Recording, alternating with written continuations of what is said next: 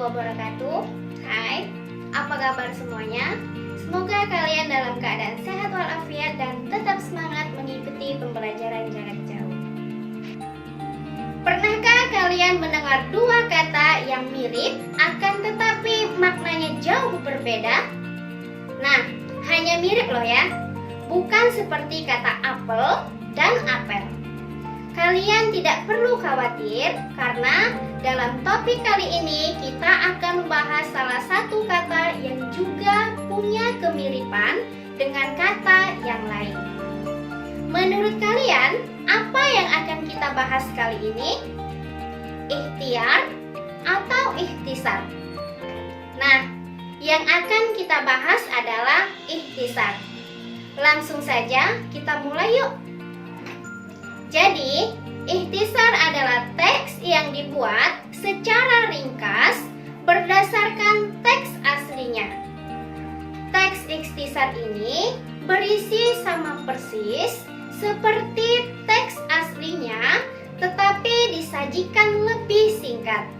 Nah, kalau ikhtiar itu upaya yang dilakukan untuk mendapatkan hasil yang kita inginkan. Meski kata-katanya mirip, tetapi artinya berbeda jauh ya. Setelah kita membahas apa itu ikhtisar, sekarang yuk kita cari tahu apa saja ciri dari ikhtisar. Nah, dalam membuat ikhtisar, kita tidak dibatasi oleh kuantitas panjang atau pendeknya teks ikhtisar yang dibuat karena inti dari ikhtisar yaitu memendekkan teks aslinya tanpa menghilangkan atau mengubah esensi teks aslinya. Oleh karena itu, hal-hal yang menjadi ciri-ciri sekaligus perlu diperhatikan dalam proses membuat ikhtisar yaitu: yang pertama, dapat menggunakan kata-kata yang dipilih sendiri asalkan tidak menyimpang dari inti.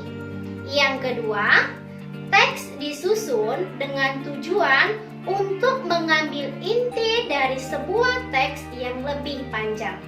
Yang ketiga, teks tidak harus memperhatikan urutan gagasan yang sama persis dengan teks aslinya, tetapi mengedepankan prioritas pentingnya informasi. Selanjutnya, kita bahas yuk tentang fungsi atau kegunaan ikhtisar.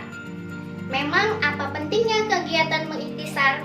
Ingat ya, bahwa setiap hal positif yang kita lakukan pasti ada kegunaan atau fungsinya, termasuk membuat ikhtisar.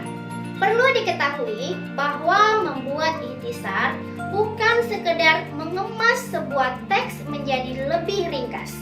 Lebih dari itu, ikhtisar memiliki fungsi yang lebih kompleks, yaitu yang pertama, melatih memahami isi sebuah buku atau sebuah karangan. Yang kedua, membimbing serta menuntun seseorang agar dapat memahami inti dari suatu isi. Yang ketiga, melatih daya ungkap seseorang dengan kata-kata yang terbatas. Dan yang keempat, membudayakan literasi. Nah, kali ini kita akan membandingkan ikhtisar dengan teks-teks lain yang sejenis. Kira-kira ada apa saja ya? Ternyata selain ikhtisar, ada juga loh teks yang disebut dengan ringkasan, rangkuman, dan sinopsis. Ikhtisar itu teks yang dibuat secara ringkas berdasarkan teks aslinya. Tidak harus sama urutannya seperti teks aslinya, tetapi tetap harus disajikan lebih singkat. Ringkasan adalah teks singkat berupa penyajian dari karangan panjang dengan tetap memperhatikan urutan dan keaslian gagasan serta sudut pandang penulis. Rangkuman, nah kalau rangkuman ini adalah teks singkat berupa hasil dari kegiatan menyatukan pokok-pokok gagasan dengan memperhatikan perbandingan proporsional antara bagian yang dirangkum dengan rangkumannya. Dalam membuat rangkuman, kita dapat menggunakan kata-kata sendiri.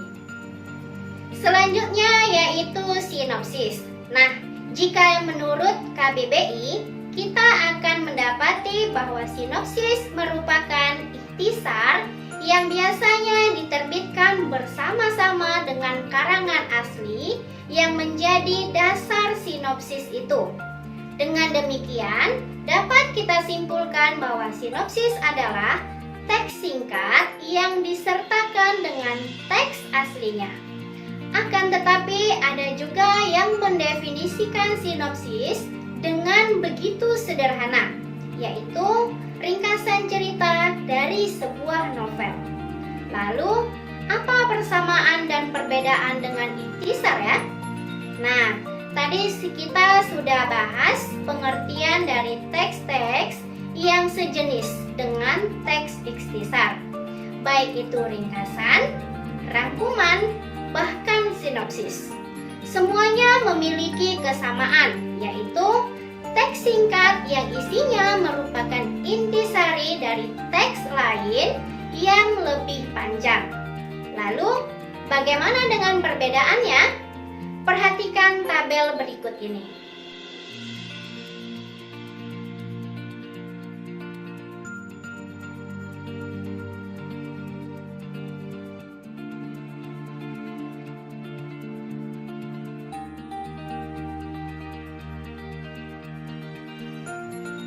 Demikian materi kita kali ini. Semoga kalian dapat memahaminya dengan baik. Sampai bertemu pada video selanjutnya.